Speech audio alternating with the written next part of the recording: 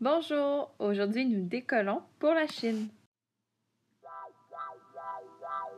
When I met you in the summer, to my heartbeat sound, we fell in love as the leaves turn brown, and we could be together, baby, as long as skies are blue.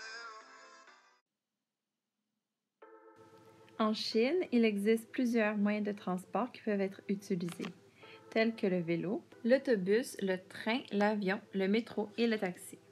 Le vélo est un excellent moyen de transport utilisé quotidiennement par les Chinois et reste très pratique et économique. Le vélo permet entre autres d'éviter les embouteillages et aussi garder la forme. Il existe aussi un service d'emprunt de vélo qui ressemble à Bixi qu'on retrouve à Montréal. De plus, on peut observer dans certains grands boulevards des voies réservées aux vélos pour favoriser la circulation. En Chine, on retrouve un grand réseau de transport en autobus dans la plupart des villes. Il est très rapide car il y a très peu d'arrêts et il peut circuler plus rapidement sur les boulevards achalandés étant donné les voies réservées à ce transport. Le tarif varie selon la ville. À Pékin, l'entrée coûte 2 yuan alors qu'à Tianjin, l'entrée coûte 1,5 yuan, ce qui équivaut à moins de 50 cents canadiens. De plus, les détenteurs de cartes prépayées et les étudiants peuvent bénéficier de tarifs encore plus avantageux. Il est possible de payer avec une carte ou avec de la monnaie donnée à un employé de l'autobus. Aussi, on retrouve parfois jusqu'à 3 employés dans les autobus, soit le garde de sécurité, la caissière et le chauffeur d'autobus.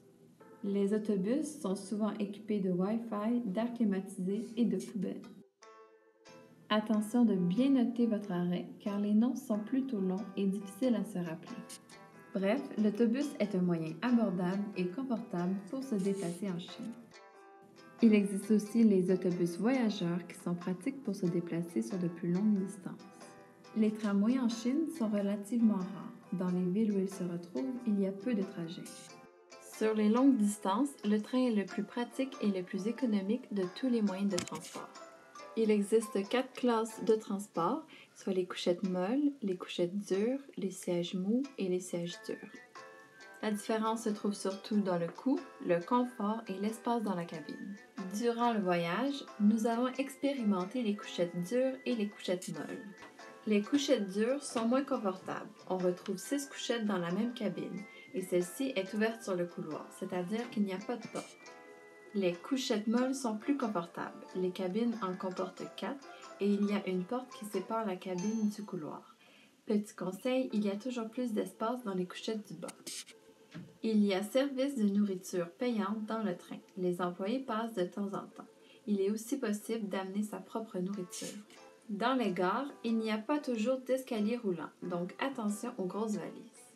Les toilettes sont souvent mal propres. Vous devez apporter du papier de toilette et du savon. Dernier conseil, toujours avoir son billet de train sur soi, car il est demandé à de très nombreuses reprises. Par exemple, dans la gare, dans le train, après le trajet, etc. Plusieurs villes chinoises possèdent un métro, dont Shanghai, Pékin, Xi'an, Suzhou, Tianjin, etc. Le métro de Shanghai est très moderne, mais les lignes sont bien moins nombreuses qu'à Paris et les arrêts plus rares et plus espacés. Les billets sont vendus par des employés à des caisses ou par des machines automatiques. Les coûts varient selon la distance parcourue. À Shanghai, le passager paie son trajet à l'entrée et doit conserver sa carte tout au long du parcours. Le tarif varie généralement entre 3 et 5 yuan. Pour sortir du métro, il faudra remettre la carte à la machine pour qu'elle autorise la sortie du passager. Le métro de Pékin fonctionne de 5h10 à 23h40. Les horaires peuvent être prolongés pour des événements spéciaux. Tous les passagers doivent passer au contrôle de sécurité avant de rentrer dans le métro. Le taxi est un mode de transport qui est facile, rapide et peu dispendieux. Dans les grandes villes, tous les véhicules sont équipés d'un compteur. Attention, lorsqu'un taxi n'est pas équipé d'un compteur, il pourrait s'agir d'un taxi illégal qui pourrait vous charger une somme substantielle. Il est possible aussi de négocier le prix sur de longs trajets. Petit conseil, les chauffeurs de taxi en Chine ne comprennent généralement que le chinois. Il est judicieux d'avoir sur soi l'adresse voulue écrite en caractères chinois, ou la carte de l'hôtel. À noter, il faut toujours ajouter 1 yuan supplémentaire au prix indiqué pour l'essence. La plupart des chauffeurs ne vont pas accepter les pourboires, même en insistant. On trouve des taxis partout et à n'importe quelle heure du jour et de la nuit. Il suffit de lever la main. On peut aussi en appeler un par téléphone. La voiture est très utilisée en Chine, ce qui crée beaucoup de trafic. Pour limiter ce problème, les autorités chinoises ont mis en place un tarif extrêmement dispendieux pour les plaques d'immatriculation, soit d'environ 17 000 $, qui est payable une fois seulement et qui va être valide toute la vie. De plus, les permis étrangers et internationaux ne sont pas valides en Chine. En Chine, le virage à droite est autorisé au feu rouge. Aussi, très important, la priorité est accordée aux voitures et non aux piétons. De plus, les automobilistes utilisent souvent leur imagination pour se stationner dans les endroits les plus étranges.